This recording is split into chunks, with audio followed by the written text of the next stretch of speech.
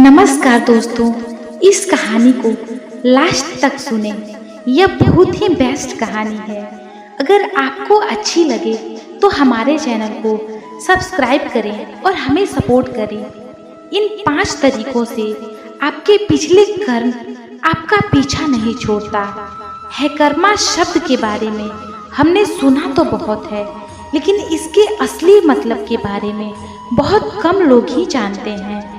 कर्मा का मतलब है हमारी आत्मा की यादें। कर्मा का संबंध हमारे पिछले जन्म के कर्मों से होता है, जिसका फल हमें वर्तमान जन्म में मिलता है।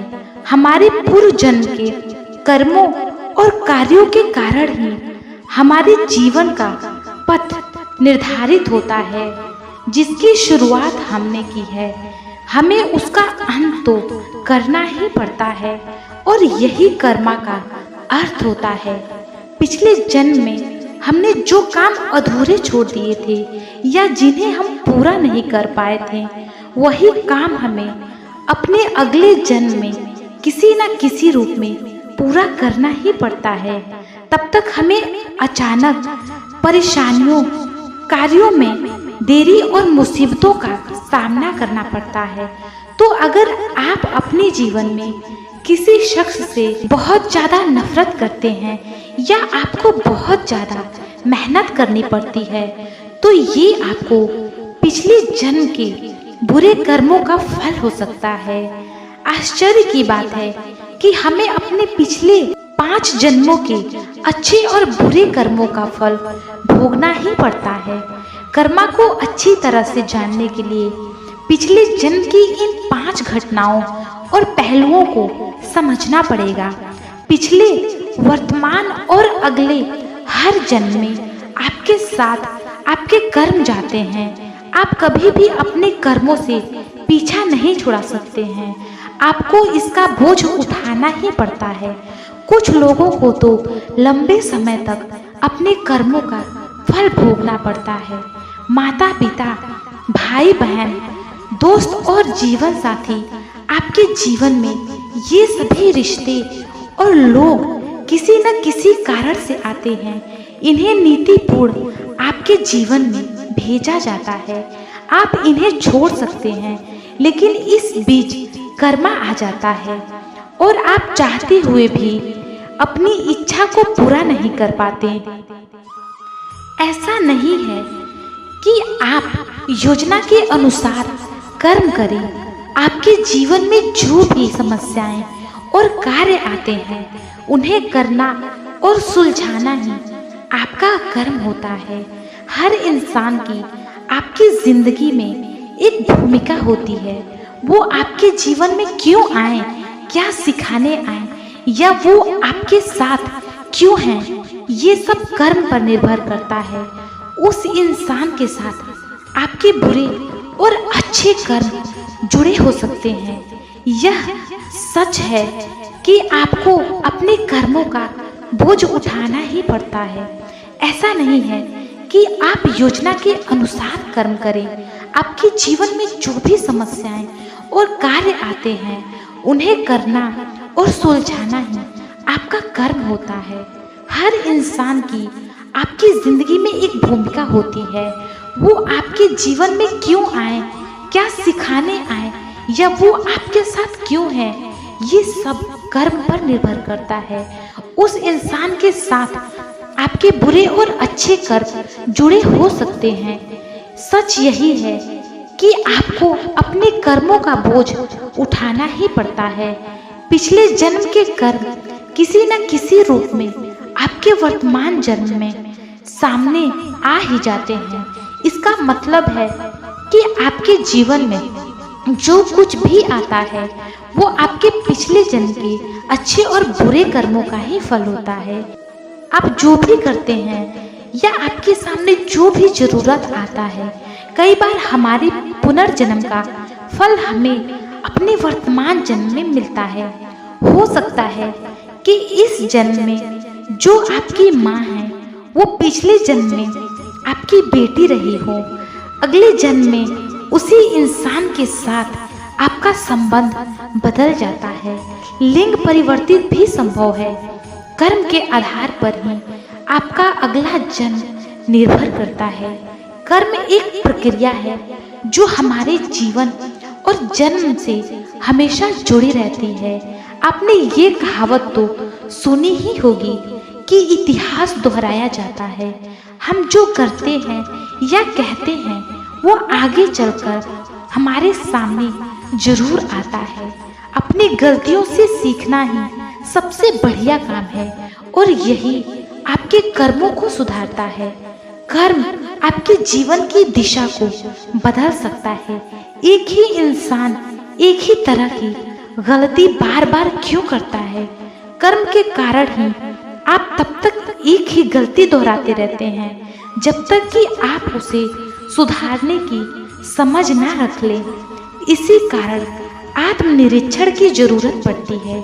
आपको अपनी गलतियों, कमजोरियों और परेशानियों का स्वयं विश्लेषण करना चाहिए। ये मुश्किल काम है, लेकिन आपको ये जरूर करना चाहिए। जब तक आप अपने अंदर बदलाव नहीं लाएंगे, तब तक आप बाहर भी कुछ नहीं बदल सकते। अपने सत्कर्मों से ही आप कर्म के चक्र और बंधन से मुक्ति पा सकते हैं।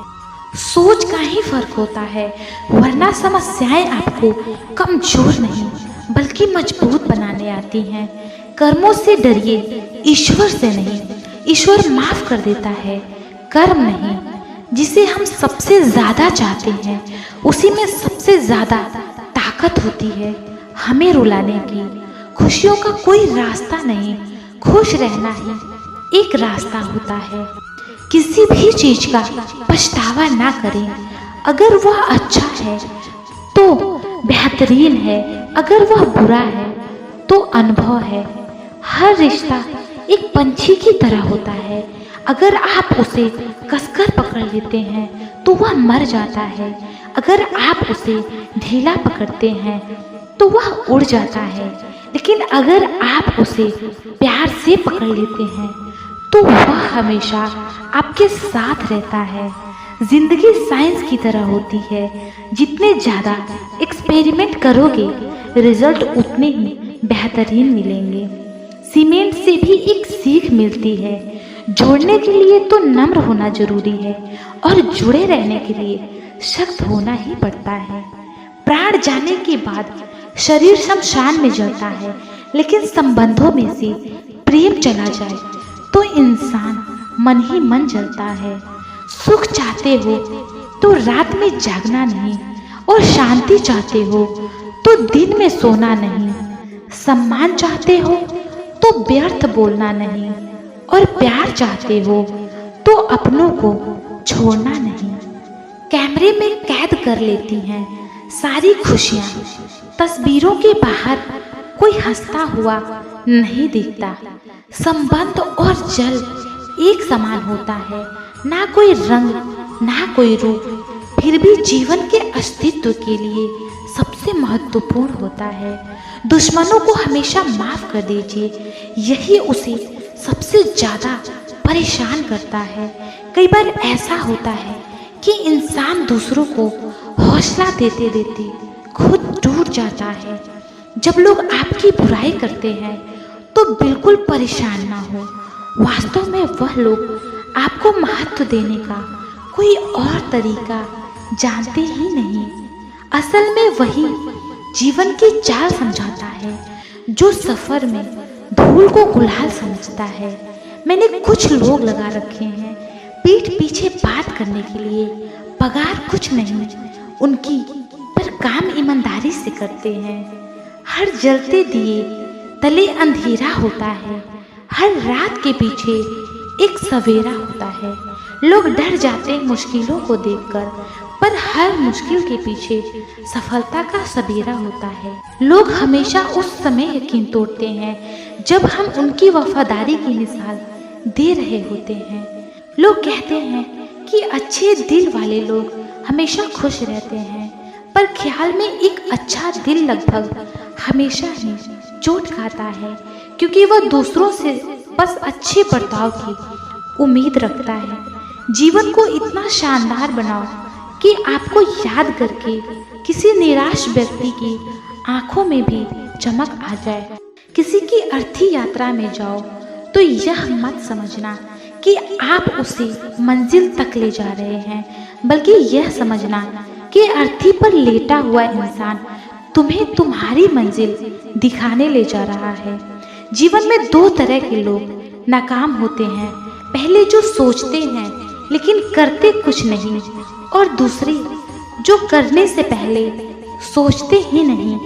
हार और जीत दोनों ही परिस्थितियों में संयम रखना यह एक ज्ञानी ही कर सकता है। मटकियां तो थोड़ा सा खाली होते ही बजने लगती हैं और थोड़ा सा भरते ही छलकने लगती हैं। दुनिया का सबसे मुश्किल काम करने लगा हूँ मैं, बस अपने काम से ही काम रखने लगा हूँ मैं। शीशा और रिश्ता दोनों ही बड़े नाजुक होते हैं, दोनों में सिर्फ एक ही फर्क है, शीशा गलती से टूट जाता है और रिश्ता गलत फहमी से। एक आदमी ने संत से पूछा, इतनी गर्मी क्यों पड़ रही है? आदमी उनका जवाब सुनकर सन रह गया, इंसान ही इंसान से जलने लगा है, गर्मी तो बढ़ेगी ही। दुनिया सिर्फ उन्हीं का हालचाल पूछती है जो पहले से ही खुश हैं, जो तकलीफ में हो उनके तो मोबाइल नंबर भी खो जाते हैं। हंसते हुए लोगों की संगत इत्र की दुकान जैसी होती है, कुछ ना खरीदो फिर भी रूह को महका देती हैं।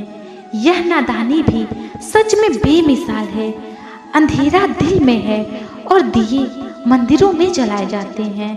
कर्म का थप्पड़ इतना भारी और भयंकर होता है कि हमारा जमा हुआ पुण्य कब खत्म हो जाता है पता ही नहीं चल पाता।